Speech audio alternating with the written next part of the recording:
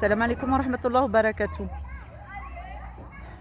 Allah Ta'ala dit dans le Coran que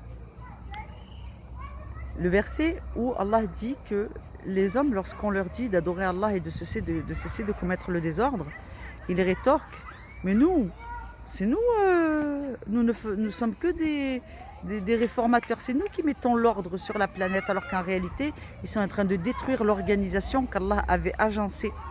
Parce que dans le règne humain, il y a des règles à respecter dans la justice, le bon comportement, la propriété, la notion de propriété, la classification de chaque genre, le genre masculin, le genre féminin, la position de la femme dans le foyer, la position de l'homme dans le foyer, la position des enfants dans le foyer, la position de l'enfant adoptif dans un foyer, les règles d'héritage et ainsi de suite.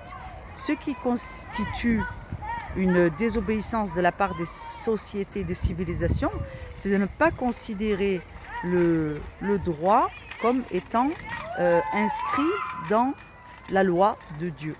Et donc en fait, ils vont instaurer des lois qui ne ressemblent en rien à la loi de Dieu.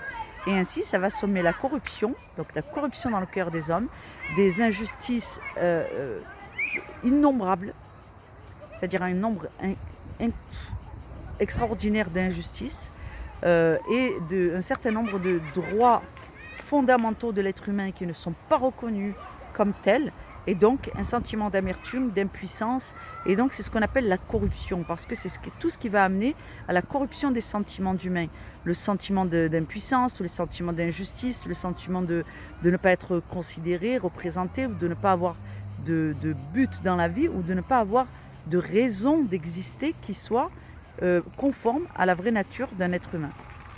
Donc c'est toutes ces corruptions respectives de la société et des mœurs qui font que on soit si malheureux avec le sentiment d'être entravé et sans objectif et sans but dans la vie. Alors il y a beaucoup de gens qui n'aiment pas ce que je suis en train de dire, mais bon, je vais le formuler autrement. Dans le droit français, on considère une différence considérable entre la notion de droit et la notion de morale. Donc nous savons tous ce qui est plus ou moins moral et immoral, mais le droit est différent de la morale. À partir de maintenant, il y a quelques années, il y a un siècle, le droit et la morale ne faisaient qu'un. C'est-à-dire que le droit, la Constitution, les lois étaient votées en fonction des codes moraux de la décence. Mais désormais, ce n'est plus le cas. Désormais, les codes les textes de loi ne sont pas du tout conformes au sens moral, éthique. Donc il n'y a plus d'éthique, il n'y a plus de morale dans les lois d'un pays.